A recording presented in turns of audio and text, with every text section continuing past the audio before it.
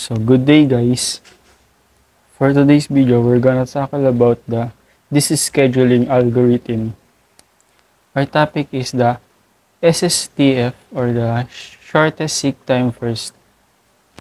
So ganito 'yon.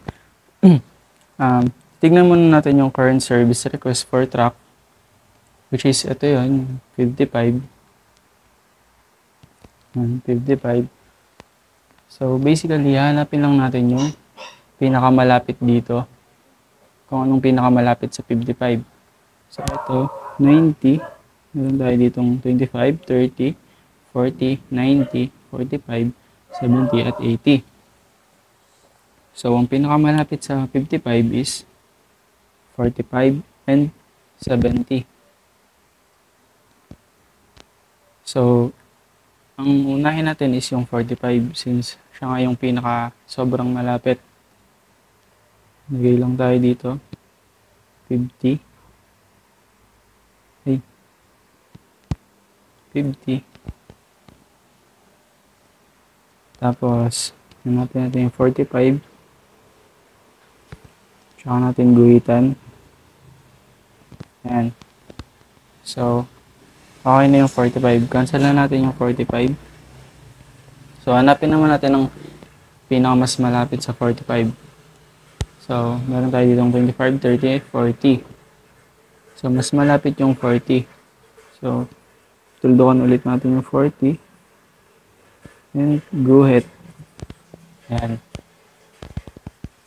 So, after nung 40, cancel na natin yan. Hanapin ulit natin yung mas malapit. Which is yung 30. Bilugan natin yung 30. Then, guhitan natin. Ayan. So, cancel na ulit natin yung 30. So, ang pinakamalapit na lang sa 30 is 25. Bilugan natin yung 25. Tuldukan. Then, guhitan ulit natin. Cancel na ulit natin yung 25. So, ayun. Wala nang mas mababa sa 25 or yung pinakamalapit sa 25. Kaya, titingin lang tayo sa natitirang number which is 90, 70, tsaka 80. So, obviously, ang pinakamalapit sa 25 is 70. So, dito tayo hanapin natin 70. Tuldukan natin. Siya natin guhitan.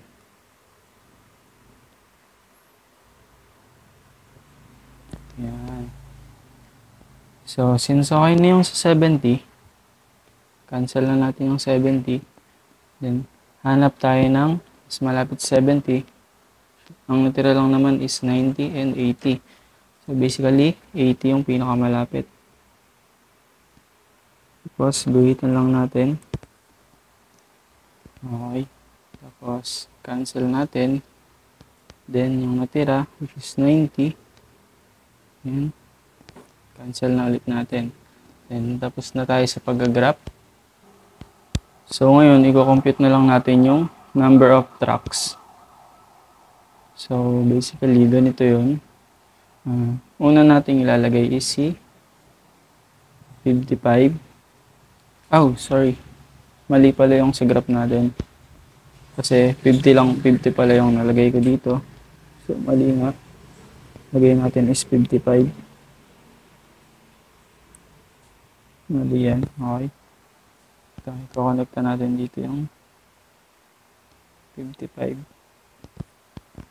Sorry for the mistake. And, so yun.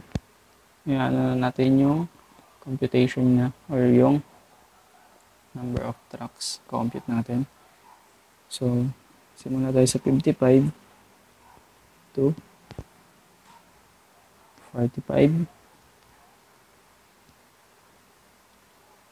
55 minus 45 is 10. Then, sunod natin is 45.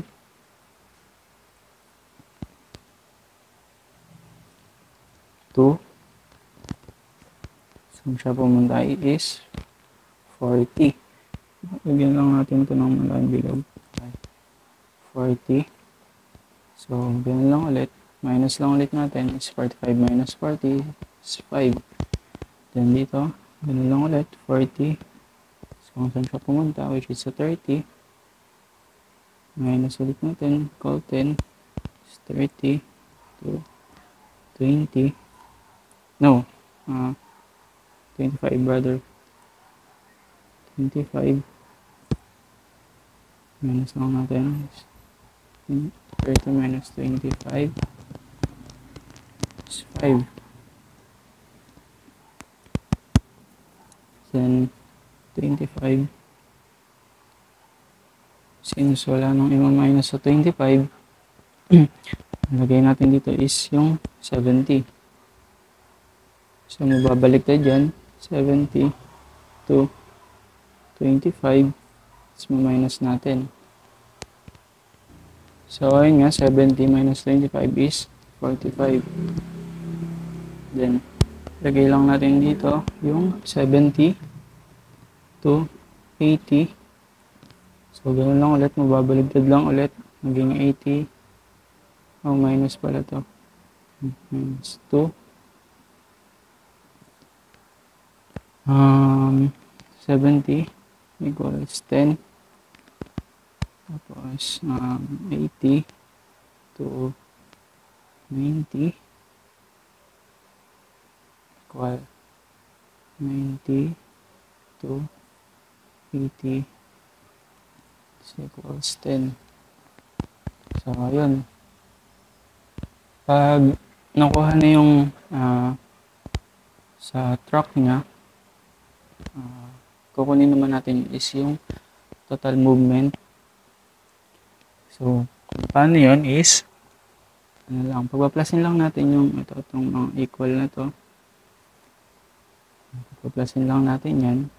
So, 10 plus 5, 15.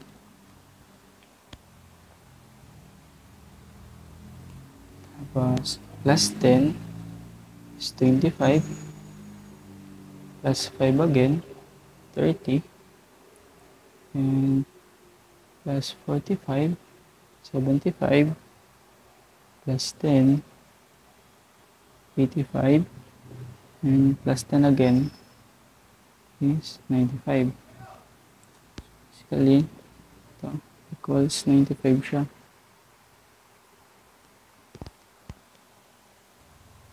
So, yan lang. Number of truck niya is 95. That's how you solve SSTF. Thank you for watching.